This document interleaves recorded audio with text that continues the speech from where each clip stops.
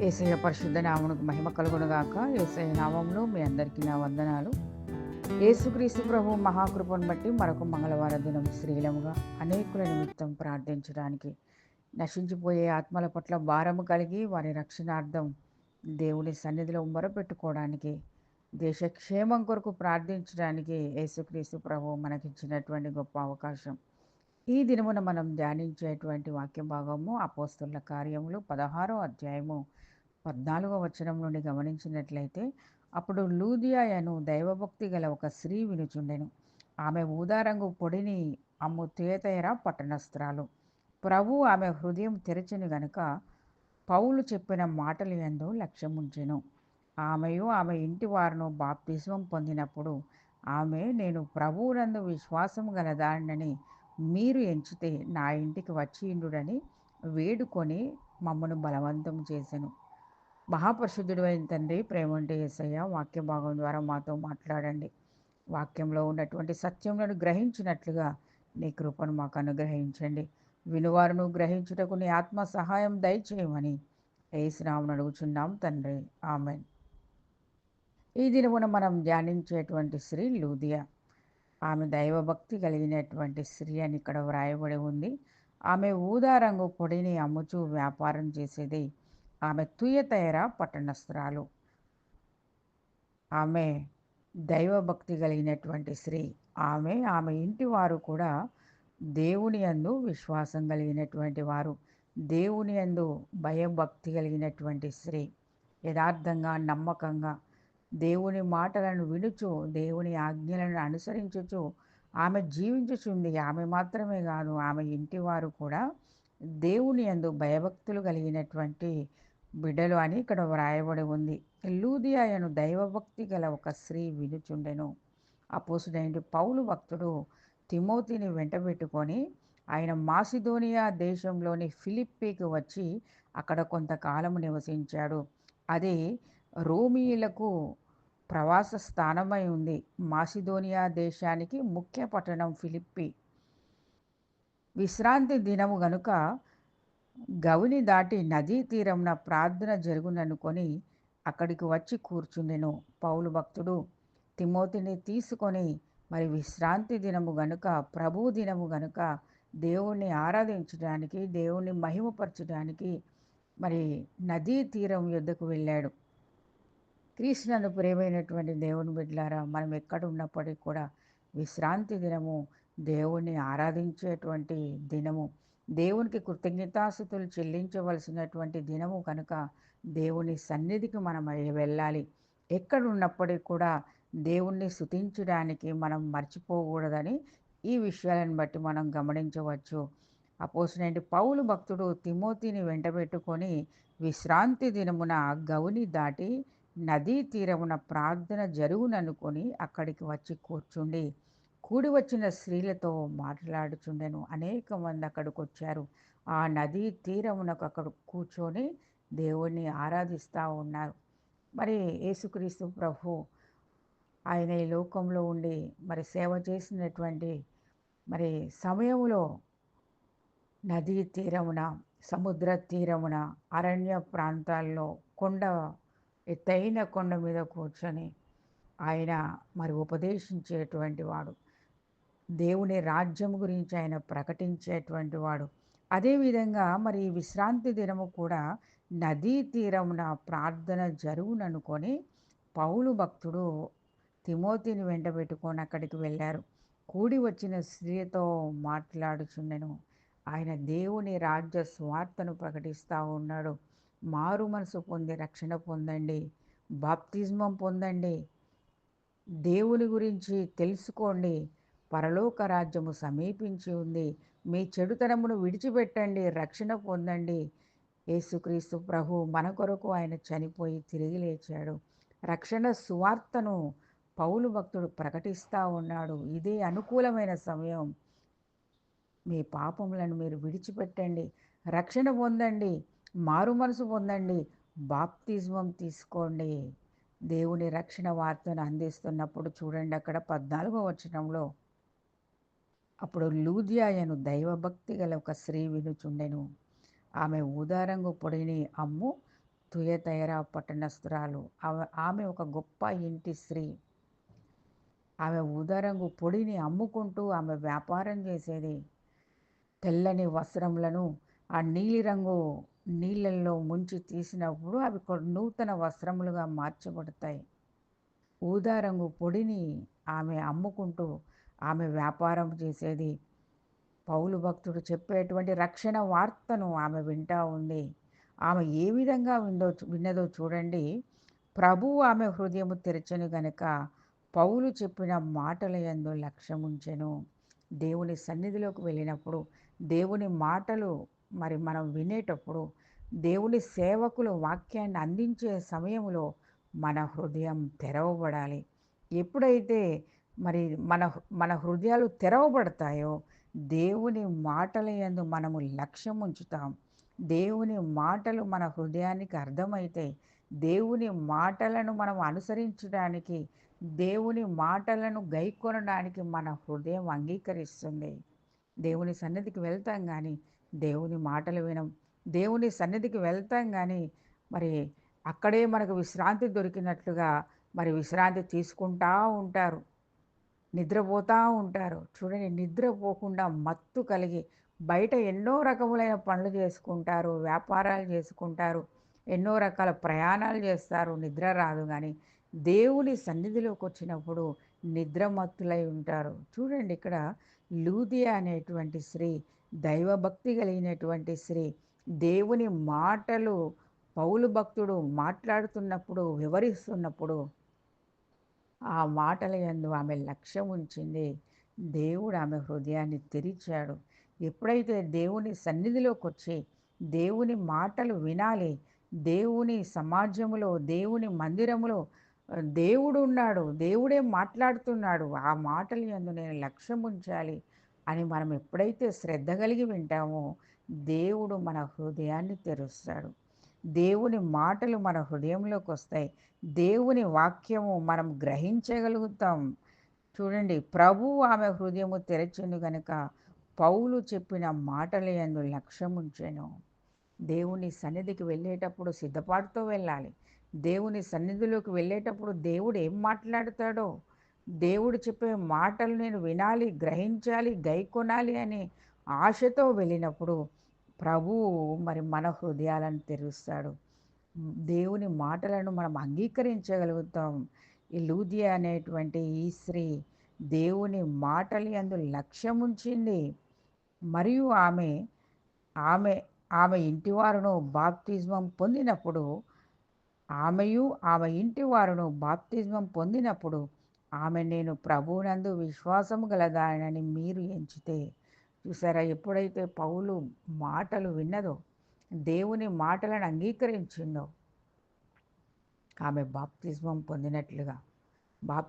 పొందినట్లుగా మనం చూస్తున్నాం. ఆమె ఇంటి వారును బాప్తిస్మం పొందినప్పుడు నదీ తీరమున దేవుని మాటలు విన్నది. దేవుడు ఆమె హృదయాన్ని తెరిచాడు.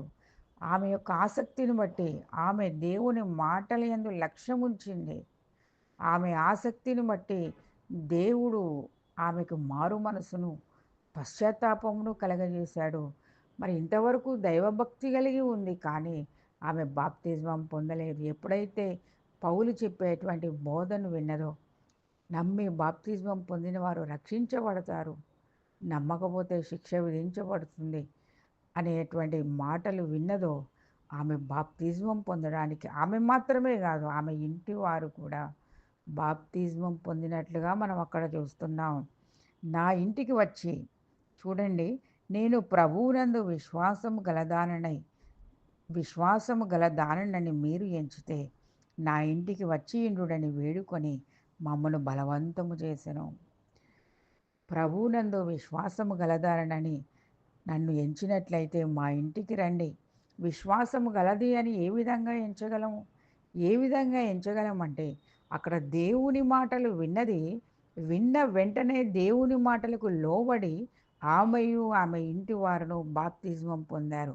ఇప్పుడు చెప్పండి, ఆమె దేవుని మాటల యందు విశ్వాసం ఉంచిందా లేదా?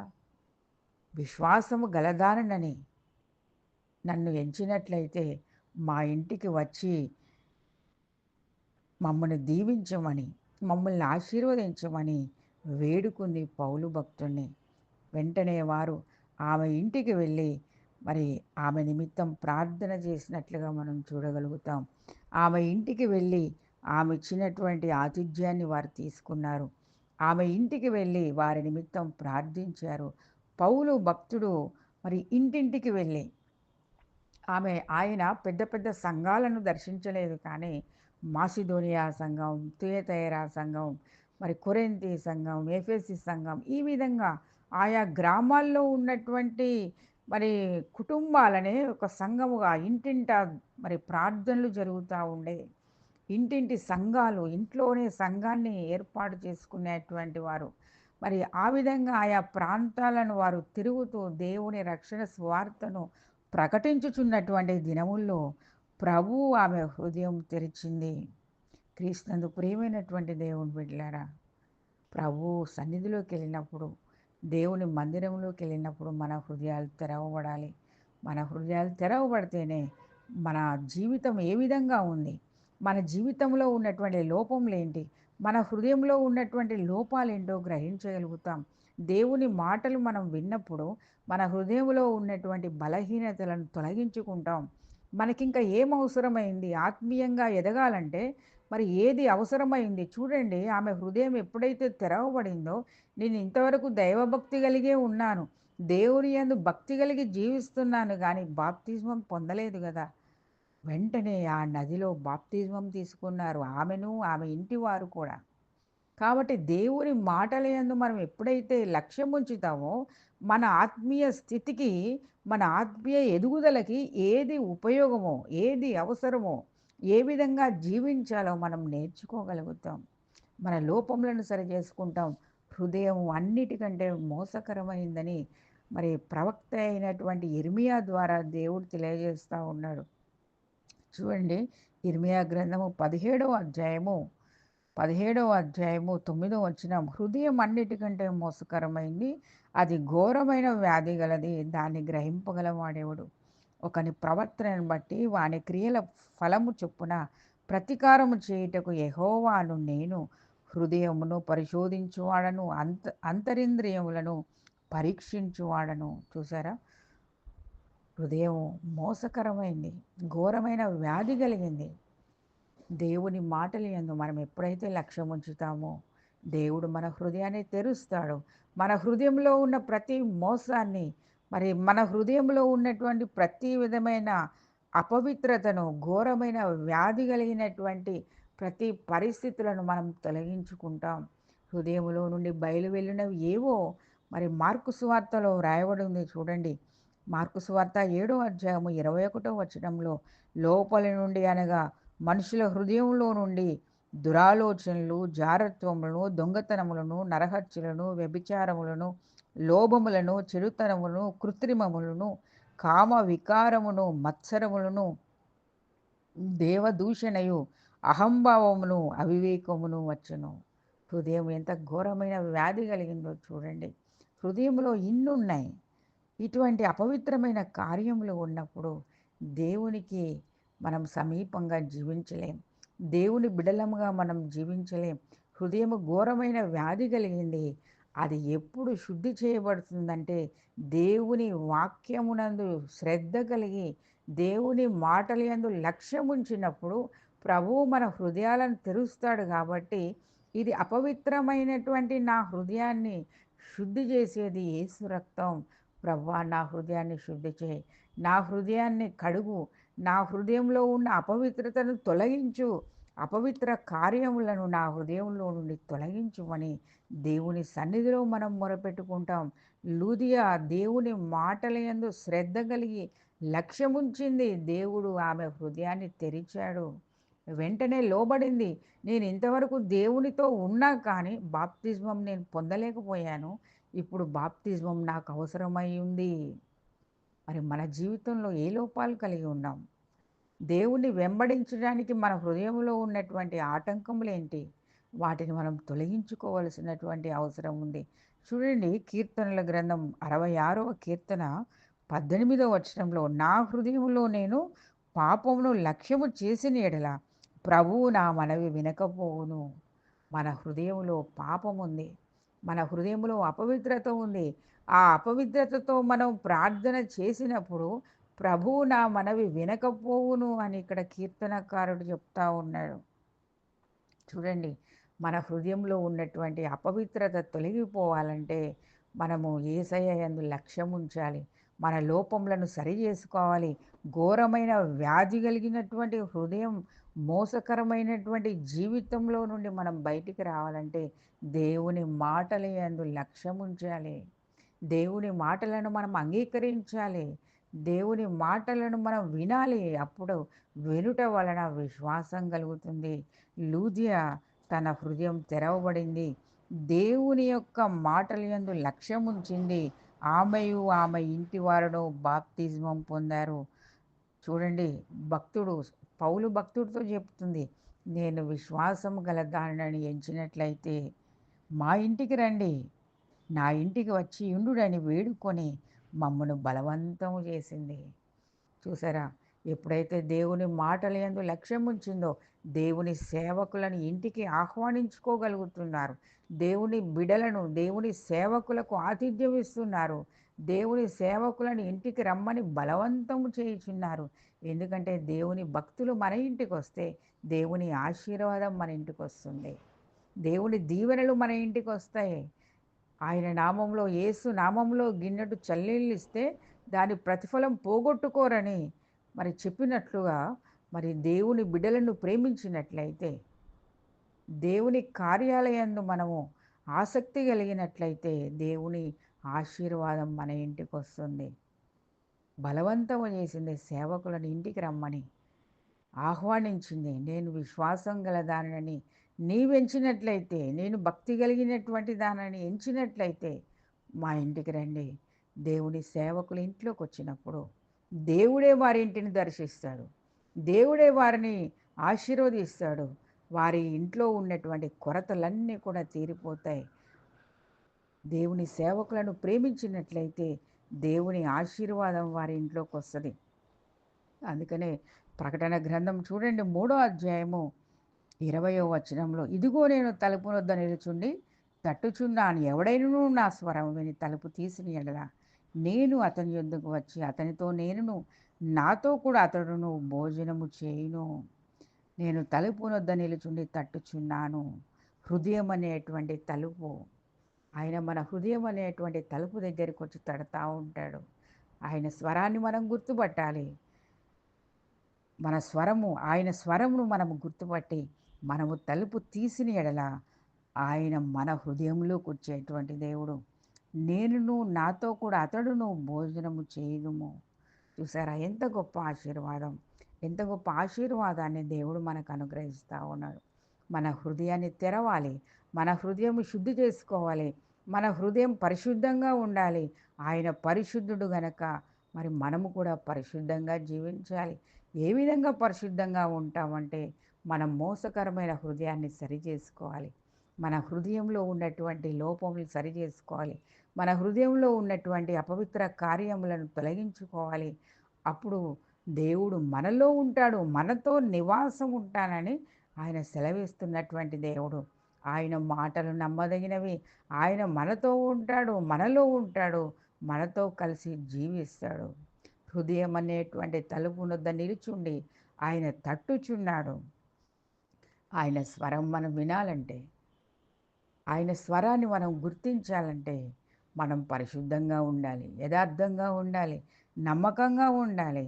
ఆయనకి పరిశుద్ధత ఎన్నటెన్నటికీ కూడా అనుకూలమైంది కనుక మోసకరమైనటువంటి జీవితాన్ని మనం విడిచిపెట్టుకోవాలి.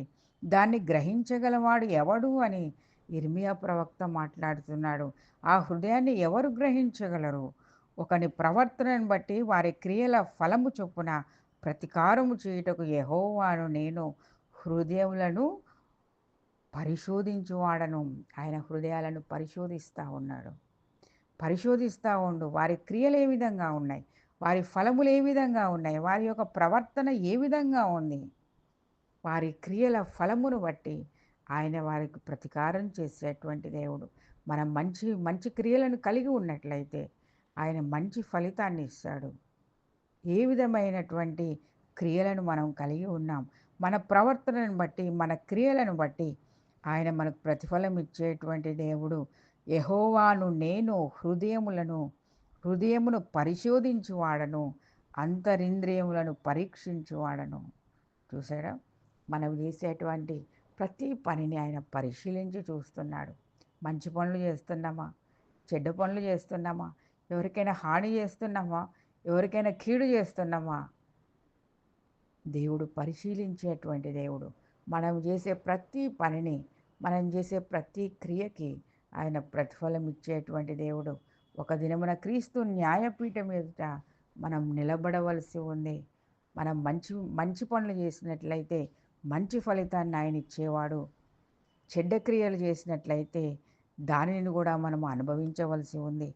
మనం ఇక్కడ చూసినట్లయితే లూదియా అనేటువంటి స్త్రీ, ఆమె మాత్రమే కాదు, ఆమె ఇంటి వారును బాప్తిస్మం పొందినట్లుగా మనం చూస్తున్నాం. ఇంట్లో ఒక్కరు రక్షించబడ్డప్పుడు తాను తన ఇంటి వారును రక్షించబడతారు. మరి యెహోషువ భక్తుడైతే ఏమన్నాడంటే, నేనును నా ఇంటి వారు యెహోవాను సేవించెదము. నేనును నా ఇంటి వారును.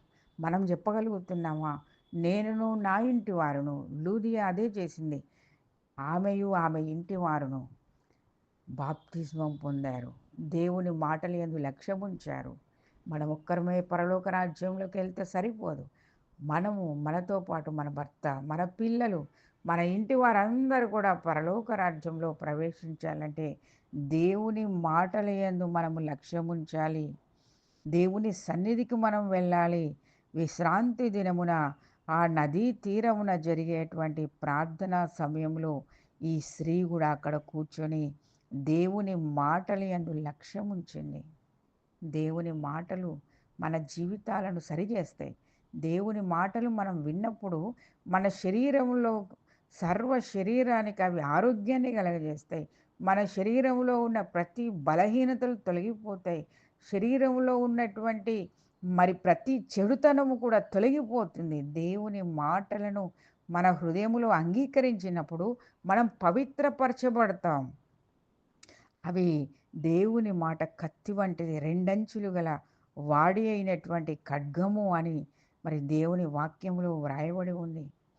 దేవుని వాక్యము చాకలి వాని సబ్బు వంటిది, దేవుని వాక్యము మరి కత్తి వంటిది అని ఆయన వ్రాశాడు. కాబట్టి దేవుని మాటలను మనం అంగీకరించినట్లయితే ఆయనకి ఇష్టం లేనివన్నీ ఆయన కత్తిరించేసేస్తాడు. మరి దేవుని మాటలను శ్రద్ధగా విన్నప్పుడు సబ్బు వంటి ఆయన మరి వాక్యం మన హృదయాన్ని కడిగేస్తుంది. మన లోపాలు అద్దము వంటి ఆయన వాక్యంలో మన లోపాలను మరి కనబడతా ఉంటాయి. ఈ విధంగా మరి లూదియా వలె మనము శ్రద్ధ కలిగి ఆయన మాటలు విన్నట్లయితే దేవుడు మన హృదయాలను తెరుస్తాడు. దేవుని చిత్తానుసారంగా మనం జీవించగలుగుతాం. ఈ లోకంలో మనము మరి పని చేసుకోవచ్చు. మనం బ్రతకడానికి అనుదిన జీవితంలో మనకు కావలసినటువంటి అవసరాలను బట్టి కుటుంబ పోషణ కొరకు ఎన్నో పనులు చేసుకోవలసి ఉంది. ఆమె ఊదా రంగు పొడిని అమ్ముకుంటూ ఆమె జీవిస్తూ ఉంది. ఆమె తుయతైరా పట్టణస్థురాలు. చూసారా? మనం ప్రతి పని చేసుకోవచ్చు. అన్ని పనులు చేసుకోవచ్చు. చేతనైన పని చేసుకోవచ్చు. నీతిగా, న్యాయంగా, యథార్థంగా మనము జీవించడం ఎంతో అవసరమై ఉంది. కాబట్టి క్రీస్తునందు ప్రియమైనటువంటి దేవుని బిడ్డలారా, లూదియా వలె మన హృదయం తెరిచి దేవుని మాటలను అంగీకరిద్దాం. పరిశుద్ధ గ్రంథములో వ్రాయబడినటువంటి మాటలు ఏంటో గ్రహిద్దాం. దేవుని సేవకుల నోట నుండి వచ్చేటువంటి మాటలు గ్రహిద్దాం. దేవుని సన్నిధిలో మన జీవితాలు సరిచేసుకుందాం. దేవుని మాటలకు లోబడదాం. అప్పుడు మనము, మన ఇంటి వారు రక్షించబడతారు. అది మనకెంతో ఆశీర్వాదం. అటువంటి గొప్ప కృప ప్రభువైన యేసుక్రీస్తు ప్రభు మనందరికీ అనుగ్రహించునుగాక. ఆమేన్, ఆమేన్.